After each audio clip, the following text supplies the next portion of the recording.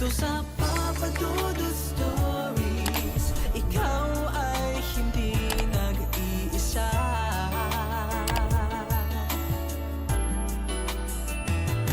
Dito sa Papa Dudut Stories, may nagmamahal sa'yo. Papa Dudut Stories,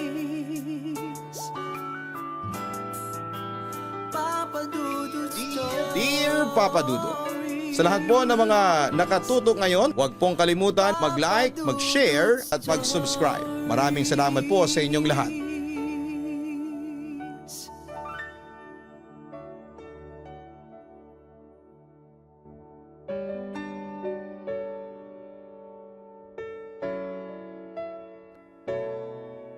Magandang araw po sa inyong lahat. Itago nyo na lamang po ako sa pangalang Dexter ng San Fernando, Pampanga. Matagal na po ako nakasubscribe sa inyo at marami-rami na akong napakinggang kwento sa YouTube channel mo na Papa Dudut Stories. Pero ngayon lamang po ako nagkaroon ng lakas ng loob na mag-share sa inyo ng aking kwento. At nakakatuwa din po na napapakinggan na rin po kayo sa Spotify. Ewan ko kung paano nyo ito i-label. Naglalaro kasi sa sexy at horror ang aking kwento. Papadudot lumaki akong ulila. Namatay ang aking mga magulang at 4 na kapatid sa isang kalamidad noong 2009. Naubos noon ang pamilya ko noong bagyong Undoy. Napunta naman ako sakay sa isang kamag-anak na kumupkup sa akin, si Tito Rain. Isang dating callboy na nakapangasawa ng isang matandang matrona na may mga pag-aaring paupahang apartments, warehouses at compounds. Nang mamatay ang asawa niya, syempre ay napunta kay Tito Rain ang mga ari-arian noong matanda at isa na roon ang isang maliit na 4-story building na may 10 kwarto. Ito ang paboritong lugar ni Tito Rain dahil malaking pera ang pumapasok sa kanya dahil ginawa niya yon na parang motel. Pero abot kaya o pangmasa o pang squatter. At simula nang kupkupin niya ako, ay doon niya ako pinatira sa gusaling yon. Kasama ko ang 2 pinsang kong sina Ryan at Jello na noong mga panahong yon ay 25 years old na. Bali kami ang naging tagapagbantay at tagalinis ng gusaling yon. Siya nga pala Papa Dudut. Luma na ang gusaling yon na kilala sa Short Time Inn. Discreet lamang ito sa labas. Walang signage o anumang nakapaskil na nagsasabing ito ay for Short Time Inn. Akalain mong abandonadong gusali dahil ayaw ipaayos ng tiyuhin ko ang gusali. Katwiran niya kasi walang business permit ang Short Time Inn niya at hindi siya nagbabayad ng tax. Madalas ay madumi ang paligid at ginagawa itong kabitan ng mga campaign posters tuwing election. Pagpasok mo sa loob ay medyo madilim. Luma pa rin at walang tao pag-araw. Pero kapag gabi ay puro mga ungol at halinghing ang iyong maririnig na nagmumula sa mga clients na nagche-check-in. At saka kadalasan sa mga nagche-check-in dito sa amin ay mga pokpok o GRO kasama ang kanilang kliyente. Ito lang kasi ang accessible at abot kaya sa lugar namin. Sa kabilang banda, natatakot ako sa gusaling yon dahil sabi sa akin ni Tito Rain ay haunted daw o minumulto ang gusaling yon. Meron daw nagpapakitang mga black ladies at mga aninong itim na mabibilis kumilos at labas-pasok sa mga kwartong okupado. Bagamat hindi pa naman ako nakakakita ng multo. Naniniwala ako sa sinasabi ni Tito Rain. Kaya noong 10 years old ako, nandun lang ako sa aking kwarto sa ground floor at hindi ako lumalabas hanggat hindi sinasabi ng mga pinsan ko. Matatakotin kasi ako nung bata ako at ayokong makakita ng mga multo. Pero nung nag-18 na ako, inamin sa akin ni Tito Rain na gawa-gawa lamang niya ang kwento na haunted ang Short Time Inn. Pero ako Papa Dudut, ramdam ko talaga na may something wrong sa building na yon. Dahil sa loob ng mahabang panahong pagtira ko doon, ay never gumaan ang pakiramdam ko na para bang may nakapasan sa akin at parang may nakamasid sa akin kahit na ako lang ang mag-isa sa loob at labas ng kwarto. Samantala isang araw habang nagwawalis ako sa labas ng gusali ay hindi ko namalayan na may lumapit pala sa akin. Nagulat na lamang ako nang biglang may humawak sa balikat ko kaya napalingon ako. At doon ko nakita ang isang matanda na seryoso ang mukha. "Iho, diyan ka nagtatrabaho sa gusaling yan?" tanong niya sa akin. "Opo, ang totoo po niyan ay dito rin po ako nakatira," sagot ko naman. "Ang bata-bata mo pa para magtrabaho sa pugad ng kalaswaan." Bigla niyang balik sa akin. "Naku iho, mag-iingat ka dyan. Hindi pa ako nakakapasok sa loob pero dito pa lang sa labas ay ramdam ko na ang itim na enerhiya sa gusaling yan. Hindi naman sa tinatakot kita iho pero maraming nakatirang mga demonyo sa loob niyan," sabi pa niya sa akin. Siyempre dahil bata pa ako at narinig ko ang salitang demonyo, natakot ako. Pero sinabi ko sa kanya na gustuhin ko mang umalis sa gusaling yon ay hindi naman po pwede kasi wala na ako ibang mapupuntahang iba. Ayaw naman akong patirahin ng Tito Rain ko sa kanyang bahay dahil ayaw sa akin ang bago niyang live-in partner. Kaya sa huli, sinabi ko na lang na kahit pa haunted ang gusaling yon ay wala akong magagawa kundi ang tiisin ng kababalaghang nararamdaman ko. Sa kabilang banda, Papa Dudut, pagpasok ko naman sa gusali ay agad akong nagtungo sa kwarto at doon ay naabutan ko sina Ryan at Kuya Jello na nagkwekwentuhan ang katatakutan. "Alam mo," sabi sa akin ni Aling Mirna, "marami daw nakatirang mga maligno dito kaya raw madalas ang lilibog na mga taong pumapasok dito." Narinig kong sabi ni Kuya Ryan sa kausap niya. "Talaga? Parang wala naman ako nararamdaman. Pero nung dinala ko naman dito yung ex-girlfriend ko na may third eye si Rosel, sabi naman niya sa akin mga demonyo daw ang nakatira dito." Tugon naman ni Kuya Jello. Pero yun nga hindi naman ako naniniwala kasi wala nga akong nararamdaman. "Ang weird niyang si Rosel. Buti na pagtiyagaan mo yung ex mo ng 2 taon. Tibay din ang sikmura mo," dugtong ni Kuya Ryan. "Dati kasi patay na patay ako sa kanya. Buti na lang at natauhan ako. Hindi lang kasi siya weird, baliw pala siya. Biruin mo, kiniklaim niya sa akin na nirape daw siya ng incubus noong makitulog siya sa atin." Kwento naman ni Kuya Jello. Nakita ko naman ang pagtataka sa mukha ni Kuya Ryan. "Incubus? Incubus? Ano yun?" Agad namang sumagot ang pinsan ko. "Incubus. Ang sabi parang lalaking demonyo daw yung incubus. Ito yung nakikipag-sex sa babaeng tao. Succubus naman ang tawag kapag babaeng demonyo ang nakikipag-sex sa lalaking tao. Ang sabi pa ni Rosel sa akin kapag may incubus o succubus daw sa isang lugar, makakaramdam daw ng matinding libog at pagnanasa ang isang tao. Kaya siguro grabe kung magtalik ang mga kliyenteng pumapasok sa natin," aniya. Since bata pa lang ako noon, Papa Dudut, hindi ko masyadong sineseryoso ang mga narinig ko. Pero lumipas ang ilang taon nang magbinata na ako. As in yung taon ng puberty ay isang kababalaghan ang nangyari sa akin. Nasa banyo ako noon 5:00 ng umaga at inaantok pa ako ng mga sandaling yon. Naliligo ako dahil nakatakda akong pumasok sa eskwelahan. Nang biglang makaramdam ako ng kakaibang kilabot sa buong katawan ko. Nakaramdam ako na parang may bumuga ng kanyang hininga sa aking tenga.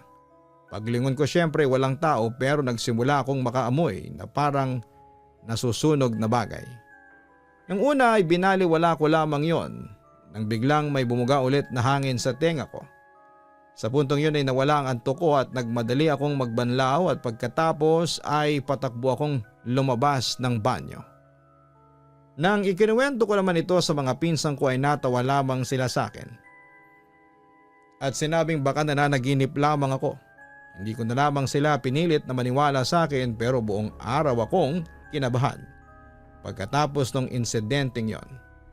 Samantala noong sumapit ang aking 12th birthday, dito ko na naramdaman ang mga pagbabago sa katawan ko. Pero yun na rin ang simula ng mga nakakatakot na bangungot. Gabi-gabi kasi akong nananaginip na ako raw ang pinagsasamantalahan ng babaeng demonyo o succubus. Siyempre, natatakot ako noon. Kasi ang pangit ng itsura ng babae pero pinapwersa niya ako at hindi ako makapalag. Hanggang sa makaramdam na lamang ako ng kakaibang sensasyon sa katawan ko at nagigising na lamang ako kapag may lumalabas ng kung anong likido sa katawan ko. Tinanong ko yon sa mga pinsan ko. Sabi nila ay wet dreams daw yon at normal lang daw yon sa isang katulad ko. Sa kabilang banda ay hindi naman tumigil ang mga bangungot at wet dreams ko hanggang sa umabot ako sa edad na 18. Nang mga panahong yon ay abala ako sa pagiging working student. Nag-aaral ako sa araw pero pagsapit ng gabi ay nagtatrabaho ako para kay Tito Rain. Patuloy pa rin ang illegal operation ng short time inn at mas dumami ang kliyente namin. Dahil na rin siguro sa pag-unlad ng teknolohiya kaya dumami ang mga taong maiinit ang katawan. Mabalik tayo. Bukod sa mga bangungot na nararanasan ko tuwing gabi, dumagdag din sa alalahanin ko ang kakapusan ko sa pera. Hindi kasi sumasapat ang pinapasweldo sa akin ni Tito Rain. Bukod sa sweldo ay binibigyan rin niya ako ng allowance na 2,000 pesos a week. Pero syempre hindi yon sapat lalo na't graduating senior high school student ako that time. Sa pangiinganyo sa akin ng mga kaklase kong kilala pala sa outer world ay pumasok ako bilang adult content creator. Gumawa ako ng OnlyFans at Telegram accounts tapos ay ibinebenta ko ang aking katawan sa mga bakla at matrona kong subscribers. Nalaman yun ni Tito Rain pero since dati niyang trabaho ay ang pagiging callboy ay hinayaan na lamang niya ako. Naging adult content creator ako pero that time ay wala akong lakas na makipag-collab o ma-engage sa actual sex. Not until magkaroon ako ng malaking financial problem. Kaya nagpasya na akong magpabook sa mga bakla. At ang plano ko ay doon mismo sa short time in magpapabook. Para kumita na ako ay kumita pa ang negosyo ng tsuhin ko. Hanggang sa naging gawi ko na nga ang pagpapabook at pagbibigay ng escort service. That time ay hindi ko maipaliwanag sa sarili ko. Pero mainit na mainit ako noon. Halos araw-gabi na lang yata ginawa ng tadhana na may kalaro ako sa kama. And to my surprise ay hindi ako napapagod. At saka sa tuwing nakikipagtalig ako ay para daw akong sinasapian ng kung ano kaya nagiging aggressive daw ako, sabi ng mga nagiging kliyente ko. Sinubukan ko na rin makipag-collab sa mga kapwa ko outer sa OnlyFans at yun din ang napansin nila sa akin. Para daw akong wala sa sarili at nagiging wild daw ako sa pakikipagsiping. Pero papadudot. To be honest, napapansin ko na sa tuwing nai-involve ako sa mga gawaing karnal ay hindi ko nararamdaman, wala akong maalala during the fornication. At aaminin kong na-confuse ako nang dahil doon kasi hindi na ako makaramdam ng satisfaction. Bigla akong namamanhid at walang nararamdaman although kapag pinapanood ko yung mga videos ko ay parang sarap na sarap naman ako. Until I realize kapag nagsimula na ako makipagsiping, parang nadedetach ang personality ko sa katawan ko at napapalitan ng iba. Basta ganun, ang hirap i-explain. Samantala isang pagsubok ang dumating sa pagiging adult content creator ko. Wala akong kaalam-alam na may nag-i-impersonate pala sa akin para makapanloko sa Telegram. In other words ay nang scam ito gamit ang pangalan ko. Yung sanang kasikatan ko sa pagiging adult content creator ay na-challenge dahil dumarami ang mga taong nag-aakusa sa akin na scammer. Sinubukan kong isumbong ito sa mga pulis at naayos din naman kaagad. Nawala yung impostor pero nasira pa rin ang tiwala sa akin ng mga tao sa outer world. Unti-unting nawala ang mga subscribers ko sa OnlyFans and Telegrams. Hanggang sa nagising na lang ulit ako na balik ulit ako sa pagiging kapos sa pera. Buti na lamang ng mga panahong yon ay may nakilala ako. Isang bakla. Siya si Earl Angelo. Pero mas prefer ko siyang tawagin sa first given name niya. Mas matanda ng 10 taon sa akin at kilala sa aming lugar bilang isang bakla na may maliit na negosyo. Malapit siya sa marami at masayahin at hindi siya tinatanggihan ng tao dahil marunong siyang makisama. Una, simpleng tawanan at biruan lamang ang nangyari sa amin. Nakikita niya akong laging nagtitipid, minsan ay hindi kumakain. At doon nagsimula ang kanyang pakikipaglapit. Dexter, huwag ka nang mahiya. Kung gusto mo, sagot ko na ang baon mo bukas. Sabi niya minsang nakasalubong ko siya sa tindahan. Napatigil ako. Nahiya ako pero sa isang iglap ay naramdaman kong parang akong niligtas sa gutom. Doon na nagsimula ang aming kakaibang ugnayan at sa bawat linggong lumilipas siya ang nagbibigay ng pangload, pamasahe at kung minsan ay pambili ng gamit ko sa eskwela. Sa una ay wala akong iniisip kundi utang na loob, pero habang tumatagal ay nagkakaroon ng kapalit. Unti-unti niyang pinaparamdam na gusto niya ako at kapag hindi ko siya pinapansin ay nararamdaman kong parang nawawala rin ang tulong niya. Sa isip ko, ano pa bang magagawa ko kung iiwas ako? Baka wala na akong pangkain. One time, nagiinuman kaming dalawa. At noong nalasing kaming dalawa at kinantahan niya ang aking mikropono, at doon nagsimula ang pagbagsak ko. Nakipagrelasyon ako hindi dahil sa tunay na damdamin kundi dahil sa pangangailangan. Noong una'y parang wala namang mali, hatid sundo niya ako at binibigyan ng mga bagay na hindi ko kayang bilhin. Ngunit habang tumatagal, lumalalim ang aming pisikal na ugnayan.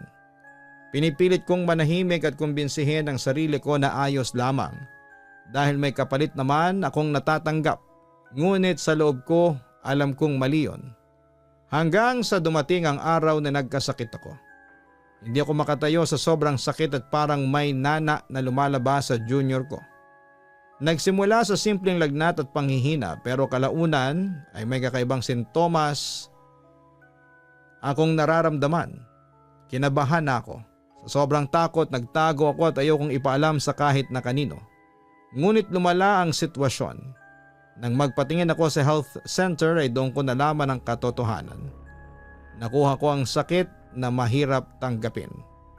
Isang karanasang hindi ko akalaing mangyayari sa akin, Papa Dudut. Parang gumuho ang mundo ko sa isang iglap. Bumalik sa isipan ko lahat ng dahilan kung bakit ko pinasok ang relasyong yon. Hindi ko ginawa dahil mahal ko siya kundi dahil sa kahirapan. Doon ko naramdaman ang malaking pagsisisi sa buhay ko. Sa halip na makatulong sa pamilya ko ay nagdala pa ako ng dagdag na problema. Hindi naging madali ang mga sumunod na buwan. Dumaan ako sa matinding depression. Gusto ko nang huminto sa pag-aaral, gusto ko nang sumuko. Ngunit naalala ko ang mga sakripisyo ng mga magulang ko. Naalala ko kung paano nila pinipilit magtinda ng gulay sa palengke kahit na wala nang kinikita. Basta makapasok lamang ako sa kolehiyo. Isang gabi, kinausap ko ang sarili ko sa salamin. Sabi ko, Dexter, tapos na ang lahat. Hindi mo na mababago ang mga nakaraan. Pero kaya mo pang baguhin ang bukas. Doon ko sinimulan ang mabagal na proseso ng pagtanggap. Hindi ko tinago sa pamilya ko. At kahit mahirap ay niyakap nila ako at tinulungang bumangon. Nagdesisyon akong putulin na ang pakikipagrelasyon ko kay Earl. Hindi dahil sa galit kundi dahil alam kong mali ang pinagmula ng lahat. Sinabi ko sa kanya na salamat sa lahat ng tulong mo pero kailangan kong piliin ang sarili kong respeto at kalusugan. Hindi siya nakapagsalita kaagad pero kalaunan ay tinanggap din niya ang pasya ko. Pagkatapos noon ay sinubukan kong tumigil sa pagiging callboy, escort at huminto ako sa pagtanggap ng bookings. Hanggat maaari ay iniiwasan ko ang anumang tawag ng laman. Pero sinubok talaga ako ng tadhana. Dahil kahit na anong klaseng gawin ko ay parang hinahanap ng katawan ko ang romansa at ang adventure. Buti na lamang isang araw ay may namit ako. Si Elaine, girlfriend ng pinsang kong si Jalo. Nagulat ako kasi may third eye daw ito at nagmula sa pamilya ng mga faith healers. Natatandaan ko na isinama lang ako ni Kuya Jello dahil ang plano ay double date ang magaganap. May kasama daw yung Elaine na babaeng kasing edad ko at maganda. Pero pagdating sa meeting place nagulat si Elaine nang makita ako. As in kitang kita ko ang panlalaki ng kanyang mga mata at halatang natatakot siya sa nakikita niya mula sa likuran ko. Bakit mahal? May problema ka ba kay Dexter? Tanong ni Kuya Jello sa kanyang girlfriend. Hindi ito sumagot kaya naman nagkwentuhan na lamang kami habang naghihintay sa magiging kadate ko. Unfortunately ay hindi dumating noon ang magiging kadate ko. Doon na ipinagtapat sa akin ni Elaine ang kanyang nakikita. Meron daw akong kasamang demonyo. Isang demonyo na succubus. Kumakain daw ito sa pamamagitan ng pagkuha ng enerhiya ko. At paminsan-minsan daw ay sumasapi daw ito sa katawan ko para mapalakas ang kapangyarihan nito. Siyempre papadudot. Nagulat naman ako sa aking mga narinig. Kinilabutan pa ako lalo na nang sabihin sa akin ni Elaine na nakabuntot na raw sa akin ang succubus simula pa raw noong 12 years old ako. Dagdag pa niya kapag ang isang taong may kasama o kabuntot na incubus or succubus ay makakaramdam ang taong yon ng kakaibang init sa katawan. Makakaramdam ng labis at hindi makontrol na libog. Kailangan din daw mawala ang succubus para muling umayos ang buhay ko. Paano mawawala ang succubus na nakabuntot sa akin? Tanong ko kay Elaine. Yang succubus na nakakapit sa iyo ay nanggaling dun sa tinitirhan niyo. Pati nga tong si Jello may succubus din na nakakapit, ang sabi pa ni Elaine. Buti na lang at binigyan ako ni Elaine ng pangontra. Dugtong naman ni Kuya Jello sa akin habang pinapakita niya sa akin ang isang rectangle na medalyon na gawa sa kahoy at may itim na strings na nagsisilbing necklace. Ang mismong medalyon ay may nakaukit na muka ng Panginoong Hesukristo. Bibigyan ko kayo ni Ryan ng parehong medalyon para hindi kayo mabuntutan ng demonyo. Basta Dexter ha, kung magkaroon ka ng pagkakataon na umalis dyan sa short time in, gawin mo na. Dahil kung magtatagal ka pa dyan, baka magising ka na lang isang araw na wala ka ng pakiramdam dahil inubos na ng succubus ang lahat ng enerhiya mo. Sabi pa niya sa akin. At yun nga, kinabukasan ay inabot na ni Kuya Jello sa akin ang medalyon at agad ko namang sinuot. Doon ay nakaramdam ako na nawala ang init at libog na nararamdaman ko. Napansin ko talaga yung pagbabago kasi kahit manood pa ako ng adult movies ay wala akong maramdamang excitement. Sa puntong yon ay napabuntong hininga ako. At least makakapagpahinga na ang katawan ko sa anumang sexual activities at sisiguraduhin kong hindi na mauulit pa yung nangyari sa akin nung nakipagrelasyon ako kay Earl. Makalipas naman ng isang taon ay nakabangon ako mula sa hirap. Napasok kasi ako bilang casino dealer sa isang malaking pasugalan dito sa Pampanga. At ang makaipon na ako ay umalis na ako doon sa short time in. Sa kabilang banda lumipas pa ang isang taon at nabalitaan ko na lamang kay Tito Ray na ibebenta na niya ang lumang gusaling yon para tayuan ng commercial space. Sa ngayon po ay gimana ang dating gusali ng short time in at napalitan na ito ng isang branch ng kilalang fast food. Papadudot sa ngayon din ay nagbagong buhay na ako. Masaya naman ako sa naging desisyon ko, single and religious. Nagbalik loob na ako sa Diyos at winaksi ko na ang anumang makamundong gawain. Bagamat nagwo-work ako bilang casino dealer, yun ay pure work lang at hindi ako nagsusugal. At ang sobrang kinikita kong pera ay binibili ko na lang ng mga cat and dog food at pinapakain ko sa mga nakikita kong stray cats and dogs sa lugar namin. Papadudot, ito lamang ang kwentong maibabahagi ko sa inyo. Muli maraming salamat at magandang araw, magandang gabi, hapon po sa inyong lahat. Lubos na gumagalang, Dexter. Maraming salamat kay Dexter sa pagbabahagi mo ng iyong totoong kwento. Bahagi ng physiological ng isang tao ang pagkakaroon ng init pagdating sa pakikipagsiping. Pero ginawa ito ng Panginoon for the purpose of procreation. Pero hindi ibig sabihin noon magiging irresponsable na tayo at abusuhin po natin ang isang feature ng ating katawan. Sa mga Kristiyano, ang pakikipagsiping ay sagrado at ginagawa lamang ng mga mag-asawang binasbasa ng sakramento ng kasal. Sa hindi naman Kristiyano, ang pakikipagsiping ay ginagawa lamang kung may nararamdamang pag-ibig para sa isa't isa. Pero matuto rin tayong maging responsable at kontrolin ang ating sarili sa mga tawag ng laman. Hindi lahat ng init o libog ay pinauunlakan. Matutong mag-isip at lalong matutong mag-ingat. Lalo pat talamak ngayon ang may mga sexual transmitted diseases at HIV. Kaya sa mga ka-online, matutong mag-control at pag-isipang mabuti ang gagawing desisyon nang sa ganon ay hindi tayo magkamali at hindi masira ang ating buhay dahil sa maling desisyon.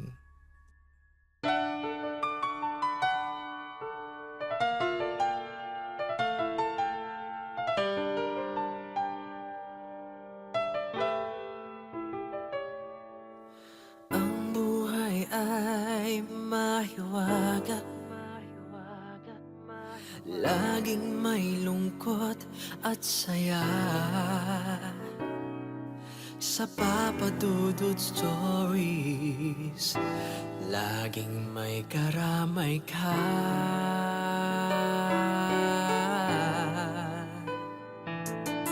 Mga problemang kay bigat, dito ay pakikinggan ka. Sa Papa Dudut Stories, kami ay iyong kasama. Dito sa Papa Dudut Stories, ikaw ay hindi nag-iisa.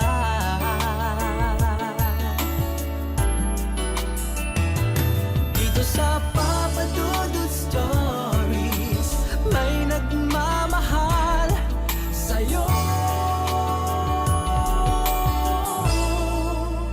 Papa Dudut Stories, Papa Dudut Stories, Papa Dudut Stories.